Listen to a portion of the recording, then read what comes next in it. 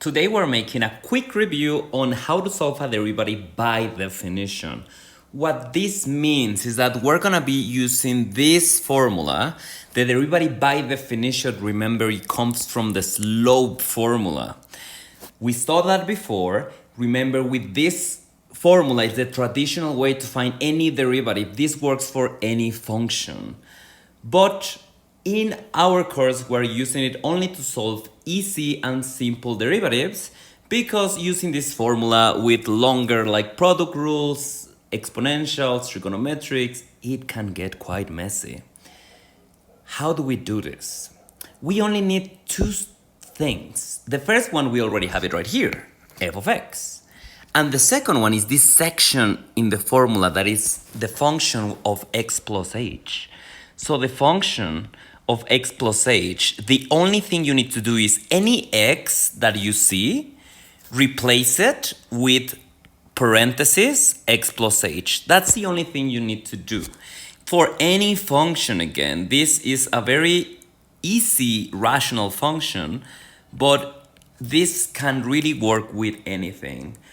Once you have that, we just need to substitute in the formula of the derivative by definition, that it's always a limit when h tends to 0 for what is my function fx plus h? Okay, it's 1 over 8x plus h.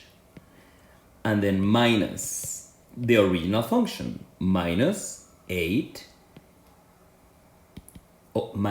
over 8x.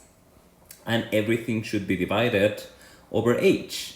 So remember, this h, it's the limit that we are going to substitute.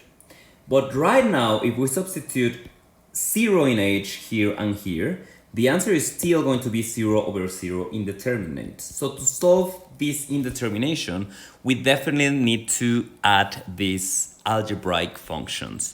Once we do that, we should be able to simplify something and actually get a defined answer.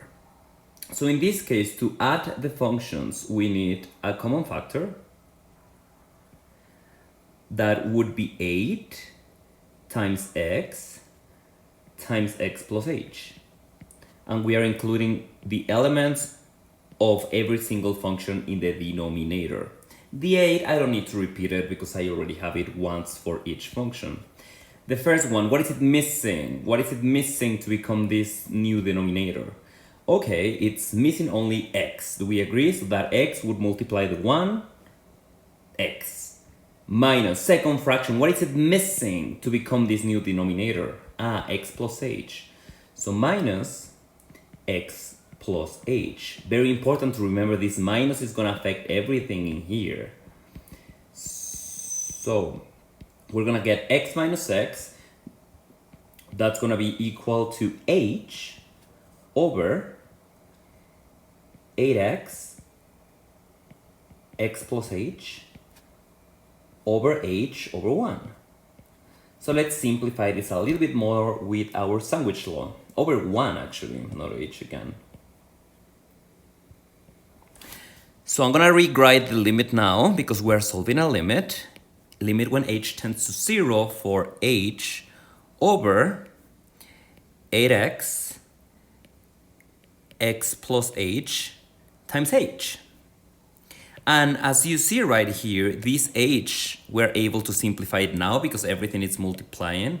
So at the moment I actually do that and I find the limit when h tends to 0 for 1 over 8x times x plus h. What's gonna happen now if we take this h0 and we substitute it here? Now we don't actually get indeterminate. We actually get a real answer that it's 1 over 8x squared. That is the derivative that you find if you actually derivate the initial function with power rule. You can derivate that with power rule. So it's actually the same answer we have right now. This is a minus h, by the way. Minus h, minus 1. and the whole fraction it's negative, because this minus affects both. So actually the minus is all towards the final answer. Let me actually write the final answer properly here. F derivative of x, it's equal to minus 1 over 8x squared. And this is the final answer for our derivative. Check it out. This is the process of derivative by definition for a rational function, but we have other exercises we have done in classes for linear functions. So check them all out. It's really the same process every single time. Just the algebra is gonna change here.